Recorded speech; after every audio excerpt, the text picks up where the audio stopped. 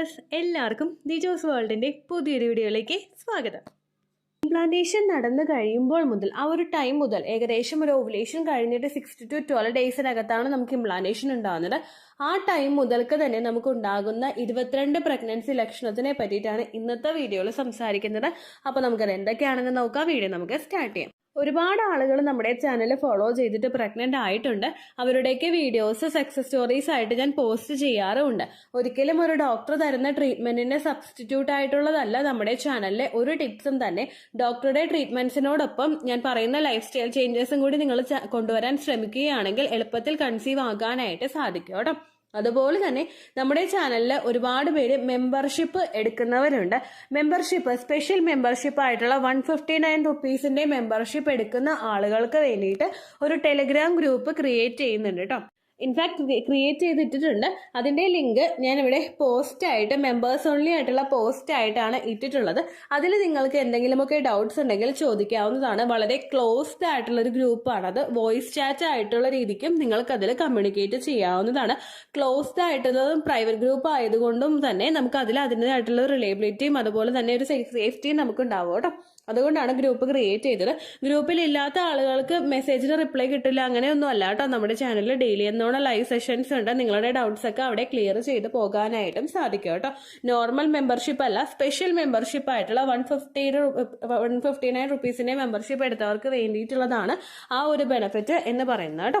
അപ്പോൾ ഇവിടെ ഞാൻ സംസാരിക്കുന്ന ഏർലി പ്രഗ്നൻസി ലക്ഷണങ്ങളിൽ ഒന്നും തന്നെ നിങ്ങൾക്കില്ലെങ്കിലും ടെൻഷൻ ആവേണ്ട ആവശ്യമില്ല.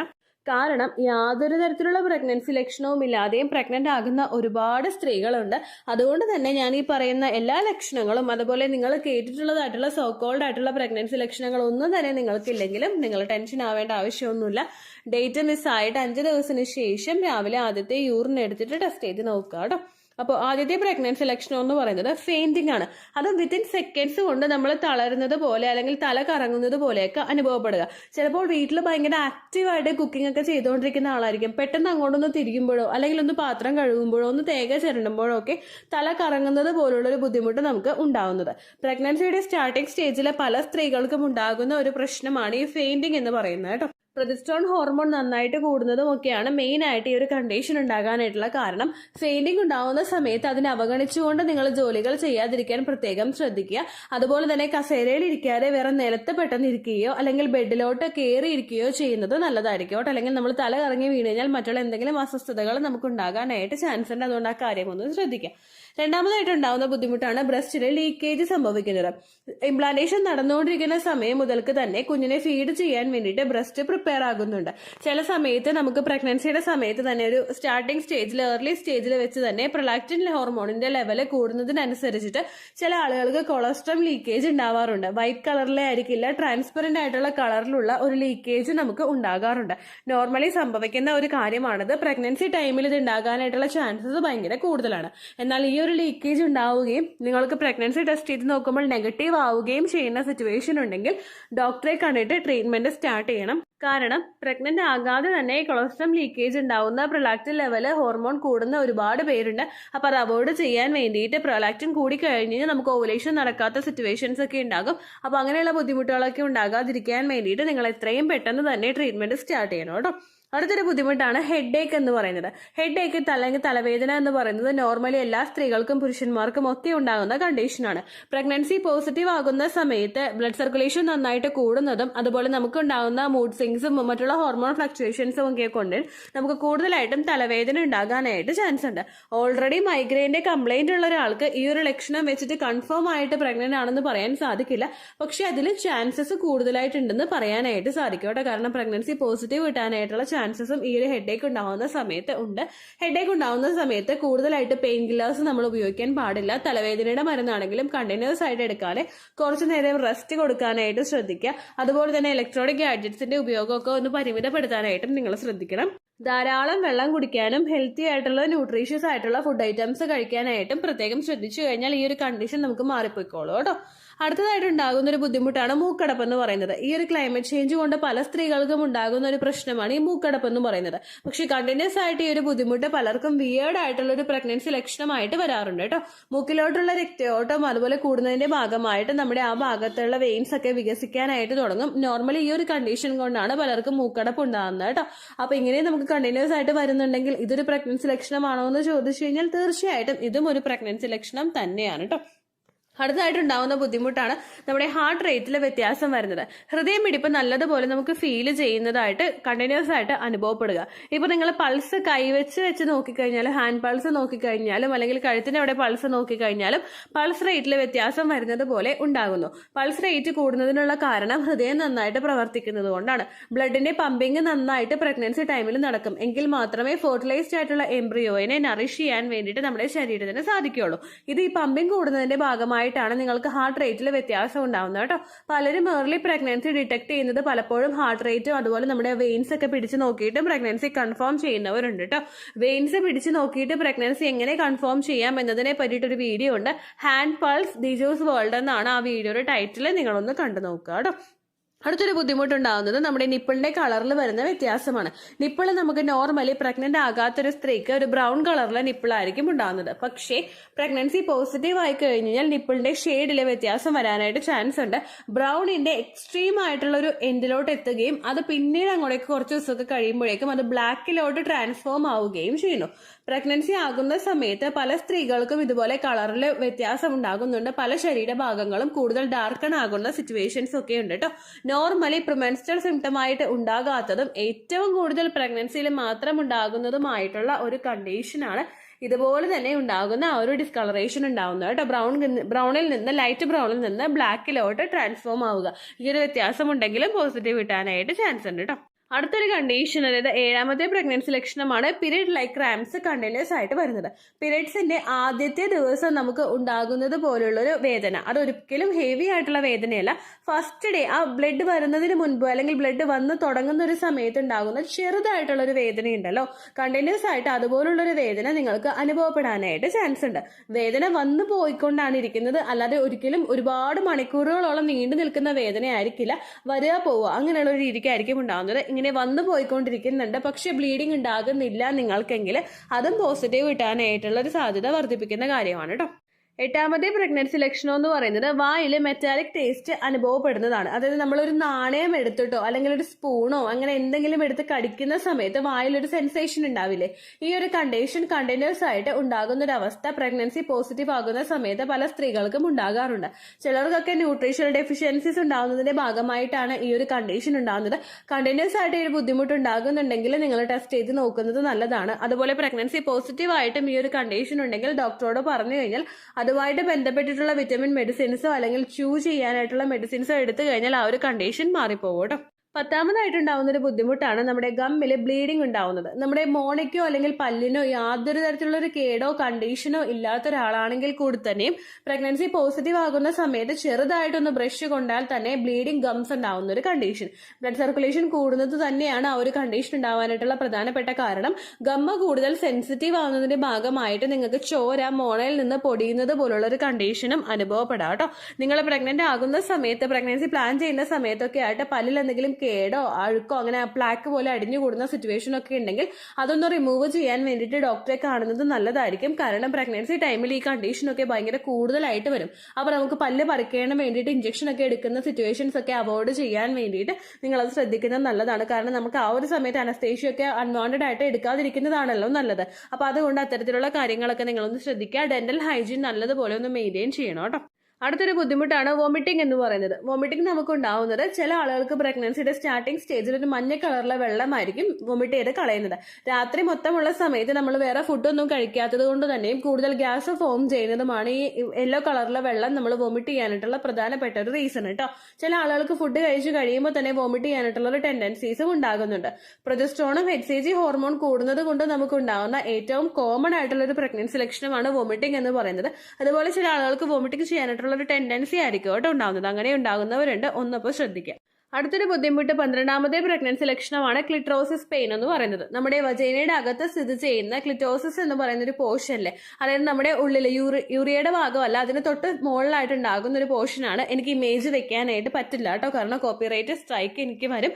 കമ്മ്യൂണിറ്റി ഗൈഡ് ലൈൻ സ്ട്രൈക്ക് ഒരാഴ്ചയോളം കിട്ടിയതായിരുന്നു എനിക്ക്, കാരണം സ്ത്രീകളുടെ ബ്രസ്റ്റ്, അതുപോലെ അവരിൽ നിന്നുണ്ടാകുന്ന വജൈന ഡിസ്ചാർജ്, അതുപോലെ വജൈന, ഇങ്ങനെയുള്ള ബട്ടക്സ്, ഇങ്ങനെയുള്ള പോർഷൻസ് ഒന്നും എനിക്കിനി ഇമേജ് ടാഗ് ചെയ്ത് കൊടുക്കാനായിട്ട് പറ്റില്ല.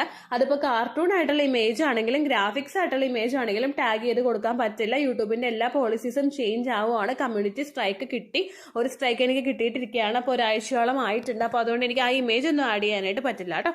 ഇപ്പോൾ നിങ്ങൾക്ക് അറിയാൻ വേണ്ടിയിട്ട് ക്ലിറ്റോസിസ് എന്ന് പറഞ്ഞിട്ട് ഒന്ന് ഗൂഗിളിൽ സെർച്ച് ചെയ്ത് കഴിഞ്ഞാൽ നിങ്ങൾക്ക് ആ ഒരു ശരീര അവയവം കിട്ടും. നമ്മുടെ യൂറിനേറ്റ് ചെയ്യുന്നതിന്റെ തൊട്ട് മുകളിലായിട്ടുള്ള ഒരു പോർഷനാണിത്. അവിടെയും നിങ്ങൾക്ക് ഇങ്ങനെ പ്രഷർ പോലെ വേദനകൾ ഇംപ്ലാന്റേഷൻ നടക്കുന്ന സമയത്ത് ഫീൽ ചെയ്യാനായിട്ട് ചാൻസ് ഉണ്ട് കേട്ടോ. 13ാമത്തെ പ്രഗ്നൻസി ലക്ഷണമാണ് കൂടുതൽ ലീക്കേജ് നമുക്ക് ഉണ്ടാവുന്നത്. വജൈനൽ ഡിസ്ചാർജ് വളരെയധികം കൂടുതലായിട്ട് പ്രഗ്നൻസി പോസിറ്റീവ് ആകുന്ന സമയത്ത് പലർക്കും ഉണ്ടാകാറുണ്ട്. പക്ഷേ ഈ ഡിസ്ചാർജ് പോകുന്ന സമയത്ത് ചൊറിച്ചിലോ പുകച്ചിലോ ഫൗൾ സ്മെല്ലോ അങ്ങനെ എന്തെങ്കിലും ഉണ്ടെങ്കിൽ നിങ്ങൾ ഡോക്ടറെ കാണണം. എന്നാൽ അങ്ങനെയുള്ള മാറ്റങ്ങളൊന്നും ഇല്ലാതെയാണ് നിങ്ങൾക്ക് ഡിസ്ചാർജ് പോകുന്നതെങ്കിൽ വലിയ കുഴപ്പമൊന്നുമില്ല കേട്ടോ. ഇംപ്ലാന്റേഷൻ നടക്കുന്ന സമയത്ത് ഫെർട്ടിലൈസ്ഡ് ആയിട്ടുള്ള എംബ്രിയോനെ സപ്പോർട്ട് ചെയ്യാൻ വേണ്ടിയിട്ട് സെർവിക്സ് പ്രിപ്പയർ ആകുന്നത് കൊണ്ടും പലപ്പോഴും ഇത്തരത്തിൽ കൂടുതലായിട്ട് സെർവിക്കൽ മ്യൂക്കസിന്റെ പ്രൊഡക്ഷൻ നിങ്ങൾക്ക് ഉണ്ടാകാം. ഇനി ഇത്തരത്തിലുള്ള ഡിസ്ചാർജ് ഇല്ലാത്തവർക്ക് ഒരിക്കലും തന്നെ അവരുടെ പ്രഗ്നൻസി ഹെൽത്തി അല്ല എന്നൊന്നല്ല കേട്ടോ ഉദ്ദേശിച്ചത്. ഓരോരുത്തർക്കും ഓരോ സിംറ്റംസും ഉണ്ടാകുന്നതിന്റെ ഡെപ്ത് ഡിഫറെന്റ് ആയിരിക്കും. അപ്പൊ അതുകൊണ്ട് സിംറ്റംസ് ഇല്ലെങ്കിലും നിങ്ങൾ ടെൻഷൻ ആവണം. അടുത്തൊരു കണ്ടീഷനാണ് പ്രഗ്നൻസി ഗ്ലോ എന്ന് പറയുന്നത്. പ്രഗ്നന്റ് ആകുന്ന സമയത്ത് നമ്മുടെ മുഖത്തിന് നല്ല ചേഞ്ചസ് ഉണ്ടാവുക, സ്കിൻ ടോൺ വ്യത്യാസം വരിക എന്നല്ല ഉദ്ദേശിച്ചത്. എല്ലാ സ്കിൻ ടോൺ തന്നെ ഭയങ്കര ഗ്ലോ ഉള്ളതായിട്ട്, ഭയങ്കര തിളക്കമുള്ളതായിട്ടൊക്കെ നമുക്ക് അനുഭവപ്പെടുക, ഫേസിൽ നല്ലൊരു പ്രകാശം നമുക്ക് അനുഭവപ്പെടുക. അങ്ങനെയുള്ള കണ്ടീഷനൊക്കെ പലർക്കും പ്രഗ്നൻസി പോസിറ്റീവ് ആകുന്ന സമയത്ത് ഉണ്ടാകാറുണ്ട് കേട്ടോ. ബ്ലഡ് സർക്കുലേഷൻ കൂടുന്നതും ഹോർമോൺസിന്റെ ഹൈക്കും നമ്മളെടുക്കുന്ന ഹെൽത്തി ഫുഡും പ്രിനേറ്റൽ വിറ്റമിൻസും ഒക്കെ എടുത്തിട്ടുണ്ടെങ്കിൽ അതൊക്കെ കൂടി ചേർന്നിട്ടാണ് ഈ ഒരു കണ്ടീഷൻ ഉണ്ടാകാൻ പ്രധാനപ്പെട്ട ഒരു റീസൺ എന്ന് പറയുന്നത് കേട്ടോ. 15ാമത്തെ ലക്ഷണമാണ് മുഖക്കുരു ഉണ്ടാകുന്നത്. പോസിറ്റീവ് ആകുന്ന സമയത്ത് പലർക്കും ഉണ്ടാകുന്ന ഒരു കണ്ടീഷനാണ് ഈ മുഖക്കുരു എന്ന് പറയുന്നത് കേട്ടോ. ഹോർമോൺ ഷിഫ്റ്റ് കൊണ്ടാണ് പലർക്കും ഉണ്ടാകുന്നത്. പീരിയഡ്സ് ആവുന്ന സമയത്ത് മുഖക്കുരു ഉണ്ടാവുന്നവരുണ്ട്. അങ്ങനെയുള്ളവർക്ക് കണ്ടിന്യൂസ് ആയിട്ട് മുഖക്കുരു ഉണ്ടാവുന്നവർക്ക് അത് വെച്ചിട്ട് ഈ സിംറ്റം കണ്ടിന്യൂ ചെയ്യാനായിട്ട്, കൺഫേം ചെയ്യാനായിട്ട് പറ്റില്ല. എന്നാൽ അങ്ങനെയൊന്നും വരാത്തവർക്ക് പോസിറ്റീവ് ആകുന്ന സമയത്ത് ഹോർമോൺ ഷിഫ്റ്റ് കൊണ്ട് ഇതൊക്കെ ഉണ്ടാവാനായിട്ട് ചാൻസ് ഉണ്ട് കേട്ടോ. 16ാമത്തെ പ്രഗ്നൻസി ലക്ഷണമാണ് ജോയിന്റ് പെയിൻ എന്ന് പറയുന്നത്. നമ്മുടെ കൈമുട്ടിന്റെ ഭാഗം, കാൽമുട്ടിന്റെ ഭാഗം, അതുപോലെ പാദത്തിന്റെ ഭാഗം, നടുവിന്റെ ഭാഗം, ഈ പോർഷനിലൊക്കെ നമുക്ക് പെയിൻ അനുഭവപ്പെടുന്നത്. പ്രഗ്നൻസി പോസിറ്റീവ് ആകുന്ന സമയത്ത് യൂട്രസിന്റെ എക്സ്പാൻഷൻ നന്നായിട്ട് നടക്കാൻ വേണ്ടിയിട്ട് ശരീരത്തിൽ റിലാക്സിൻ ഹോർമോൺ പ്രൊഡ്യൂസ് ആകുന്നുണ്ട്. ഇതുകൊണ്ടാണ് പലർക്കും ആ ഒരു എക്സ്പാൻഷൻ നടക്കുന്ന സമയത്ത് വേദനകൾ അനുഭവപ്പെടുന്നത് കേട്ടോ. യൂട്രസുമായിട്ട് ബന്ധമില്ലാത്ത പല ഭാഗങ്ങളിലും നിങ്ങൾക്ക് ഈ ഒരു വേദന ഉണ്ടാകാം. അതായത് കഴുത്തിന്റെ ഭാഗത്തോ കൈമുട്ടിന്റെ ഭാഗത്തോ ഒക്കെ നിങ്ങൾക്ക് ഈ ഒരു വേദന ഉണ്ടാകാം. നോർമലാണ്. ഈ ഒരു പെയിൻ ഉണ്ടാവുന്ന സമയത്ത് കൂടുതൽ പെയിൻ കില്ലേഴ്സ് ഒന്നും നിങ്ങൾ യൂസ് ചെയ്യാനായിട്ട് പാടില്ല. ശക്തമായിട്ടുള്ള വേദന ഉണ്ടെങ്കിൽ ഡോക്ടറെ കണ്ടിട്ട് കൃത്യമായിട്ടുള്ള ഒരു ഡോസേജിൽ ഡോളോ ഉപയോഗിക്കാവുന്നതും നല്ലതാണ് കേട്ടോ. 17ാമത്തെ പ്രഗ്നൻസി ലക്ഷണമാണ് ഹെയർ ഫോൾ എന്ന് പറയുന്നത്. പോസിറ്റീവ് ആകുന്ന സമയത്ത് പല സ്ത്രീകൾക്കും ആ ഒരു ഹോർമോൺ വേരിയേഷൻ കൊണ്ടിട്ട് ഹെയർ ഫോൾ ഉണ്ടാവുന്നുണ്ട്. ആദ്യത്തെ സമയത്ത് ഉണ്ടാവുന്നത് ഹെയർ ഫോൾ ആണെങ്കിൽ ഒരു സെക്കൻഡ് ട്രൈമസ്റ്റർ മുതൽ ഹെയർ ഗ്രോത്ത് നിങ്ങൾക്ക് ഉണ്ടാകാം കേട്ടോ. പ്രഗ്നൻസി പോസിറ്റീവ് ആകുന്ന സമയത്തും ഡെലിവറി വരെയുള്ള സമയത്തും ഈ ഹെയർ ഗ്രോത്ത് നിങ്ങൾക്ക് ഉണ്ടാകാം. പിന്നെ ഒരു ഹോർമോൺസ് ഒക്കെ നമ്മൾ നന്നായിട്ട് ഡൗൺ ആവുന്നതിന്റെ ഭാഗമായിട്ട് ഹെയർ ഫോളും സംഭവിക്കാം കേട്ടോ. അടുത്തൊരു ബുദ്ധിമുട്ടാണ് നമ്മുടെ വായ നല്ലതുപോലെ ഡ്രൈ ആയിട്ട് അനുഭവപ്പെടുന്നത് കേട്ടോ. ഫസ്റ്റ് ട്രൈമസ്റ്ററിൽ ഏറ്റവും കോമൺ ആയിട്ടുണ്ടാകുന്ന ഒരു ബുദ്ധിമുട്ടാണ് ഈ നോ സലേവ കണ്ടീഷൻ എന്ന് പറയുന്നത്. നമുക്ക് വായിൽ ഒട്ടും തന്നെ ടേസ്റ്റ് കിട്ടാത്ത അവസ്ഥയും തൊണ്ട പുകച്ചിലായിട്ടും അതുപോലെ ത്രോട്ടിന് കരകരപ്പുമായിട്ടൊക്കെ നിങ്ങൾക്ക് ഈ ഒരു ബുദ്ധിമുട്ട് ഉണ്ടാവാം കേട്ടോ. നമ്മൾ യൂറിനേഷൻ വഴിയും അതുപോലെ വോമിറ്റിംഗ് വഴിയും ധാരാളം വെള്ളം നിങ്ങൾക്ക് നഷ്ടമാകുന്നുണ്ടെങ്കിൽ അതുമൂലം നിങ്ങൾക്ക് ഡീഹൈഡ്രേഷൻ സംഭവിക്കാം. ഇതാണ് ഈ നോ സലേവ കണ്ടീഷനുള്ള പ്രധാനപ്പെട്ട റീസൺ എന്ന് പറയുന്നത്. അതുപോലെ ജസ്റ്റേഷണൽ ഡയബറ്റീസ് ഉള്ളവർക്കും അനീമിയ ഉള്ളവർക്കും ഹൈപ്പർ ടെൻഷൻ അനുഭവിക്കുന്ന ആളുകൾക്കും ഈ നോ സലേവ കണ്ടീഷൻ പ്രഗ്നൻസിയുടെ സ്റ്റാർട്ടിംഗ് സ്റ്റേജിൽ തന്നെ ഉണ്ടാകാനായിട്ട് ചാൻസ് ഉണ്ട് കേട്ടോ. ഈ ഒരു കണ്ടീഷൻ ഉണ്ടാവുന്ന സമയത്ത് നോർമലി നമ്മൾ ധാരാളം വെള്ളം കുടിക്കാനായിട്ട് നോക്കുക. പ്രഗ്നൻസി ടൈമിൽ എംബ്രിയോയുടെ ഗ്രോത്ത് നന്നായിട്ട് നടക്കണമെങ്കിൽ ആഡിക്വേറ്റ് ആയിട്ടുള്ള ലെവലിൽ നമ്മുടെ ശരീരത്തിൽ വാട്ടർ റിക്വയർമെന്റ് ഉണ്ടായിരിക്കണം കേട്ടോ. അടുത്തൊരു കണ്ടീഷനാണ് ബ്ലർഡ് വിഷൻ എന്ന് പറയുന്നത്. അതായത് നിങ്ങളിപ്പോൾ ടിവിയും ഇരിക്കുന്ന സ്ഥലവും നിങ്ങളുടെ ഡൈനിങ് ടേബിൾ ഇരിക്കുന്ന സ്ഥലവും തമ്മിൽ വ്യത്യാസമുണ്ടെങ്കിൽ, നിങ്ങൾ സുഗമമായിട്ട് കാര്യങ്ങൾ വായിച്ചുകൊണ്ടിരുന്ന ഒരാളാണെങ്കിൽ പ്രഗ്നൻസി പോസിറ്റീവ് ആകുന്ന സമയത്ത് നിങ്ങൾക്ക് കണ്ണിൽ കൃത്യമായിട്ട് കാണാൻ പറ്റാത്തത് പോലെ ഉണ്ടാകും. ഒരു വൈറ്റ് കളറിലെ വര ചുറ്റും വരുന്നത് പോലുള്ളൊരു കണ്ടീഷൻ നിങ്ങൾക്ക് അനുഭവപ്പെടാം. അതുപോലെ തന്നെ നിങ്ങൾ അടുത്ത് നിന്നിട്ട് കുറച്ച് അകലെ നിന്നിട്ടുള്ള കാര്യങ്ങൾ നിങ്ങൾ നേരത്തെയൊക്കെ നല്ലതായിട്ട് കണ്ടിട്ടുള്ള ഒരാളാണെങ്കിൽ കുറച്ചൊന്ന് കഴിയുമ്പോഴേക്കും ബ്ലർഡ് ആയിട്ട് വിഷൻ പോകാം. ആ ഒരു കണ്ടീഷൻ അനുഭവിച്ചിരുന്ന ഒരാളായിരുന്നു ഞാൻ. കാരണം വളരെ മങ്ങിയ രീതിക്കായിരുന്നു ടി വിയിലെ കാഴ്ചകളൊക്കെ കാണാനായിട്ട്, എഴുതിയ ന്യൂസൊക്കെ വായിക്കാനായിട്ട് പറ്റിയിരുന്നത് കേട്ടോ.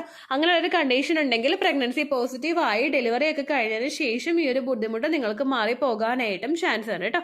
എന്നിട്ട് നിങ്ങൾക്ക് മാറിപ്പോകുന്നില്ലെങ്കിൽ നിങ്ങൾ എന്തായാലും ഒരു ഡോക്ടറെ പോയി കാണണം. ഹോർമോൺ ചേഞ്ച് ആണ് ഇതിനുള്ള കണ്ടീഷൻ പ്രധാനമായിട്ടും വരുന്നത് കേട്ടോ. ചില ആളുകൾക്ക് ഉണ്ടാവുന്ന മറ്റൊരു ലക്ഷണമാണ് ഇംപ്ലാന്റേഷൻ ബ്ലീഡിംഗ് എന്ന് പറയുന്നത്. ചെറുതായിട്ട് സ്പോട്ടിംഗ് പോലെയോ ബ്ലീഡിംഗ് പോലെയോ നിങ്ങൾക്ക് ഉണ്ടാകാനായിട്ട് ചാൻസ് ഉണ്ട്. ആ പോകുന്ന രക്തത്തിന്റെ അളവ് എത്രത്തോളം ആണെന്നുള്ള കാര്യം നിങ്ങൾ മോണിറ്റർ ചെയ്യണം. ബ്ലഡ് വളരെയധികം കുറവാണെങ്കിൽ അപ്പോഴും നിങ്ങൾ ടെസ്റ്റ് ചെയ്ത് നോക്കണം കേട്ടോ. 21ാമത്തെ പ്രഗ്നൻസി ലക്ഷണമാണ് പ്രഗ്നൻസി ഇൻഡ്യൂഷൻ എന്ന് പറയുന്നത്. ചില സ്ത്രീകൾക്ക് ഒരു ഇൻഡ്യൂഷൻ ഉണ്ടാകും, യെസ് ഞാൻ പ്രഗ്നന്റ് ആണ്, നമ്മുടെ മനസ്സ് നമ്മളോട് പറയാന്ന് പറയില്ലേ, അങ്ങനെ ഒരു ഇൻഡ്യൂഷൻ നിങ്ങൾക്ക് കണ്ടിന്യൂസ് ആയിട്ട് വരുന്നുണ്ടെങ്കിൽ അപ്പോഴും നിങ്ങൾക്ക് പോസിറ്റീവ് കിട്ടാനായിട്ട് ചാൻസ് ഉണ്ട് കേട്ടോ. ഓവർ എക്സൈറ്റഡ് ആയിട്ട് എവറി മന്ത് നമുക്ക് ഉണ്ടാകുന്ന ഒരു ഫീലിംഗ് അല്ല, പക്ഷെ നമ്മുടെ മനസ്സ് പറയില്ലേ, നമ്മൾ അമ്മയാകുമ്പോൾ ആ ഒരു കുഞ്ഞും നമ്മളോട് കമ്മ്യൂണിക്കേറ്റ് ചെയ്യും, നമ്മുടെ ബ്രെയിനും നമ്മുടെ മനസ്സും ഒക്കെ നമ്മളോട് കമ്മ്യൂണിക്കേറ്റ് ചെയ്യും, യെസ് യു ആർ പ്രഗ്നന്റ് എന്നുള്ളൊരു ഫീലിംഗ്, ഒരു സെൻസേഷൻ നിങ്ങൾക്ക് ഉണ്ടാകുന്നുണ്ടെങ്കിൽ അതും പോസിറ്റീവ് കിട്ടാനായിട്ടുള്ള ചാൻസസിൽ വളരെയധികം കൂടുതലാണ് കേട്ടോ. പ്രഗ്നൻസി ഇൻഡ്യൂഷനെ പറ്റിയിട്ട് ഓൾറെഡി ഞാനൊരു വീഡിയോ ചെയ്തിട്ടുണ്ടായിരുന്നു, നിങ്ങൾ കണ്ടിട്ടില്ലെങ്കിൽ അതൊന്ന് കണ്ടു നോക്കണം കേട്ടോ. ആൻഡ് ഏറ്റവും ലാസ്റ്റത്തെ പ്രഗ്നൻസി ലക്ഷണം, ഏറ്റവും കൂടുതൽ ഇമ്പോർട്ടൻ്റ് ആയിട്ടുള്ളൊരു പ്രഗ്നൻസി ലക്ഷണമാണ് മിസ്ഡ് പീരീഡ് എന്ന് പറയുന്നത്. നമുക്ക് കൃത്യമായിട്ട് ഡേറ്റ് ആയിക്കൊണ്ടിരുന്ന ആളാണെങ്കിൽ സഡൻലി ഒരു പീരീഡ്സിൽ ഒരു ഡേറ്റിൽ വ്യത്യാസം വരുന്നുണ്ടെങ്കിൽ അത് പോസിറ്റീവ് ആയതിനെ ആകാനായിട്ട് ചാൻസ് ഉണ്ട്. ലൈഫ് സ്റ്റൈൽ നന്നായിട്ട് ഹെൽത്തി ആയി കൊണ്ടുപോകുന്ന ഒരാൾ, വെയിറ്റ് ഒക്കെ നന്നായിട്ട് മെയിൻറ്റെയിൻ ചെയ്യുന്ന ഒരാൾക്ക് തീർച്ചയായിട്ടും ഈ ഒരു പ്രഗ്നൻസി ലക്ഷണം വെച്ചിട്ട് അത് കൺഫേം ചെയ്യാനായിട്ട് സാധിക്കും. അതുപോലെ തന്നെ എക്സ്പെക്റ്റഡ് ഡേറ്റിൽ നിങ്ങൾക്ക് ചെറുതായിട്ടുള്ള ബ്ലീഡിങ് പോകുന്നുണ്ടെങ്കിൽ ആ പോകുന്നത് എത്രത്തോളം ആണെന്നുള്ള കാര്യം നിങ്ങൾ നോക്കുക. ഒരുപാട് പേർക്ക് ചെറുതായിട്ടുള്ള സ്പോട്ടിങ്ങോ ബ്ലീഡിങ്ങോ ഒക്കെ ഉണ്ടായിട്ടും പോസിറ്റീവ് കിട്ടുന്നവരുണ്ട്. അതുകൊണ്ടാണ് ആ ഒരു കാര്യം പ്രത്യേകം പറഞ്ഞത് കേട്ടോ. അപ്പോൾ ഇത്രയേ ഉള്ളൂ വീഡിയോ. നിങ്ങൾക്ക് യൂസ്ഫുൾ ആയി കാണുമെന്ന് വിശ്വസിക്കുന്നു. അടുത്തൊരു വീഡിയോ ആയിട്ട് നമുക്ക് വീണ്ടും കാണാം. So bye, take care.